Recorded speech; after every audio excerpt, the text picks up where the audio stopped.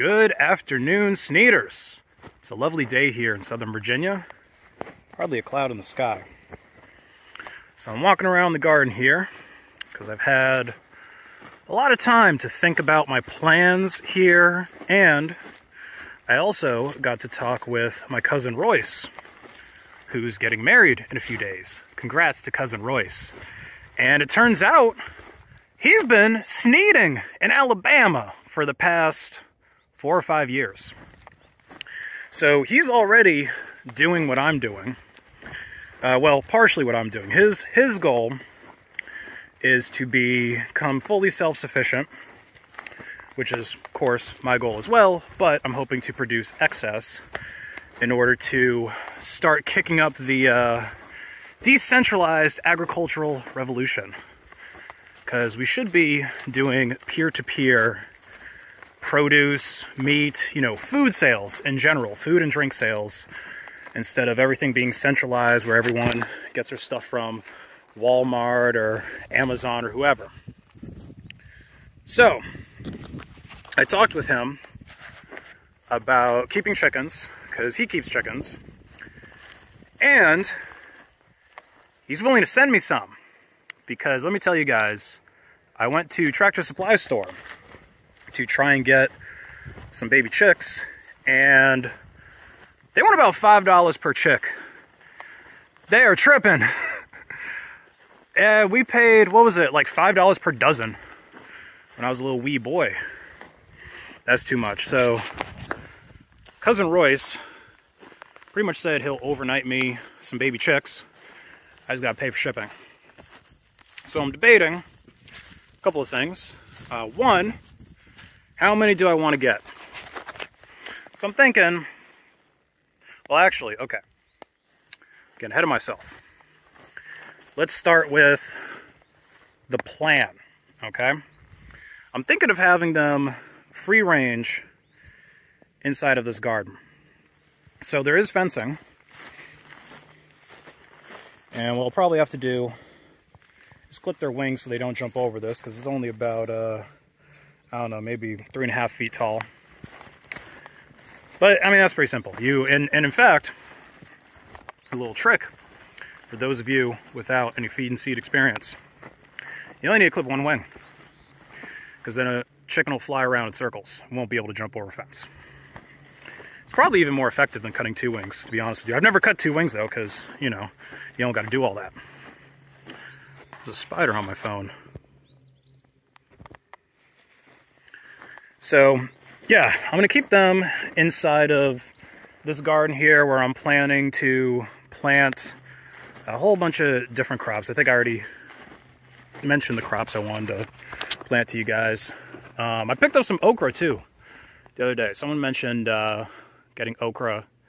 I'm not that big into okra. Honestly, it's been a while since I've had okra, so I can't even really tell you for sure whether or not I like okra. But people around here like okra, so, maybe they'll buy my okra. I like money, so if someone wants to trade me some, ideally Monero, but, a lot of people around here don't know about that. I got to educate them. So maybe they can give me some fiat, some cash for okra. Almost as good. So, let the chickens free range in here. And I think what I'm going to do, partially to, well, this is what my cousin recommended, but I'm going to humor him. I'm going to do a stationary coop, which is what he recommended. And I'm also going to do a mobile coop, which is what I wanted to do.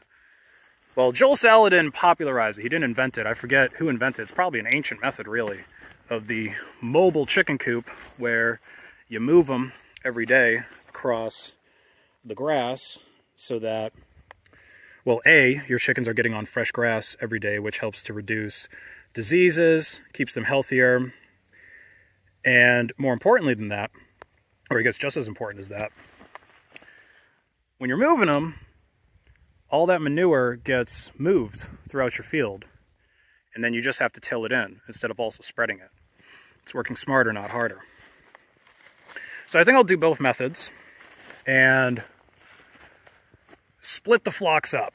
So it's going to be a matter of how many chickens I put in here. Now, the thing about keeping chickens in the garden is they like to scratch.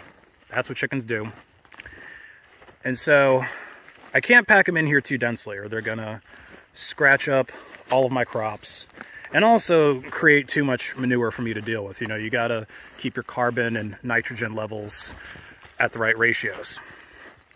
So I'll figure out how many chickens I want to keep in here. Probably got to measure it so that I know the exact amount. This is maybe half an acre, if I had to guess. I don't know. But yeah, get some, get both the mobile and the stationary coop for egg layers and just see how they do. And there's a few things I can do to save my crops as well. One is keep the feeders and waterers away from the crops a little bit, because that's where the chickens are going to spend most of their time. B, I can try to put some rocks down around the base of my crops to like kind of, they got to be heavy enough for the chickens to not kick them off, but that's something I could do once things have sprouted. And also, most importantly, is just get stuff in the ground a few weeks before I get chickens. That way the plants, you know, have a little bit of time to grow, because if it's seeds, they're gonna eat the seeds. They're birds. That's what they do. But it's possible to have chickens and a garden coexist with one another. Just got to do it right. I mean, that's the same thing that my dad did when I was a kid and we were raising chickens in our own garden. So, in order to have them free range and stay within this fence, obviously, I gotta fix this fence. So, gotta go either to my stepdad's house or go and buy, I need a fence post and I need, what is this? I think like 3-inch fencing. So yeah, I probably need like 100 feet of that, give or take. There's barbed wire around the top too. But I actually have barbed wire here, so I don't actually need to get barbed wire. Fix up this fence. That'll keep the chickens in. Now, for protecting the chickens, I gotta ask my cousin if he has any, but I'm thinking of getting some geese. I'll get livestock guardian dogs eventually, but you know, if I can get free geese from my cousin, then I'll probably do that, because the garden is not too far from my bedroom where I'm staying at right now. So if I have geese, well, geese are really aggressive, so they're going to try to fight whatever comes in here. Now, whether or not they're going to win is a different story, but the good thing is, in the animal kingdom, bluffing tends to work a lot of the time. You know, geese, even though they can't actually fight or, you know, really kill anything, they tend to scare a lot of stuff off. And, you know, if they start getting got, they'll honk and honk and honk, and then I can run out here with my shotgun and take care of it. So, a couple of guard geese to help protect the chickens. And my cousin was saying that I should get some turkeys as well. Now, A, I've never kept turkeys. And B, from the research I've done on keeping turkeys and chickens simultaneously, they tend to fight a lot. So, we'll see whether or not I end up getting turkeys and trying to run them with chickens. Geese seem to get along really good with chickens. I haven't kept geese either, but that's a method that I've seen way more people do, where they have a guard goose, in addition to even roosters. You know, they'll get along with roosters, which is definitely something I'm going to do. You know, that's the obvious method, is get roosters to protect the hens. But some geese as well, and they should get along okay. Main thing to look out for is to make sure that I get the chickens first, so they've got time to grow. You know, I want to get baby geese and baby chickens at the same time, because the baby geese will outgrow them very quickly. Now, I think I can hang their feeders on this tree. I might need to cut some of these limbs towards the bottom, but I think those limbs, like around right here, I could hang a feeder and a waterer from. And that tree will give them a little bit of cover from hawks or any other aerial predator. But I'll probably put out hawk netting as well. So, like I said, the chickens are going to spend most of their time when they're out of the coop around the feed and the waterer. And hawks tend to target feeders and waterers anyway, because they know that the chickens are distracted. So as long as they've got places where they can hide and get cover from aerial predators, and I can put some like reflective things, you know, hang like CDs or reflective tape or something like that around some of these trees and around the fence posts, because the shininess tends to scare aerial predators as well. So that'll probably keep them pretty safe. And guard goose, rooster, repaired fencing, and, well, me, will hopefully protect them from land predators. So that is pretty much the chicken keeping idea and the chicken and gardening combination idea. I might also get some fencing for crops as well, especially some of the cash crops that I'm planning to sell, or things where the seeds are more expensive. Just fence that off so that the chickens can't even go in there and mess with it at all. So I think that's a pretty good strat for keeping the chickens. Now, for the bees, somebody left a very insightful comment. I don't remember what your username was, but I replied to you. Because down yonder, where I was planning to keep the bees, as you guys saw, there's utility poles. So the government, or whoever's in charge of those utilities, might come down there and fuck around with my bees. And if they do that, I'm gonna have to fuck around with them. So we'll try to avoid that whole situation by putting them on property that, you know, no one else has the rights to be on. No one else is gonna go on. And actually, when I was talking to Cousin Royce, he told me that that is not the main path that hunters, or at least that he's seen people hunting illegally, because he actually confronted them like once or twice, or it might have been one of my other cousins. Pretty sure it was Royce though, because he's, you know, second to me, or I don't know, he might have spent a little bit more time down here than me. Well, he doesn't live here. Like I said, he lives in Bama, but he comes over a couple times a year, and has been coming over a couple times a year for the past several years to do some stuff. But anyway,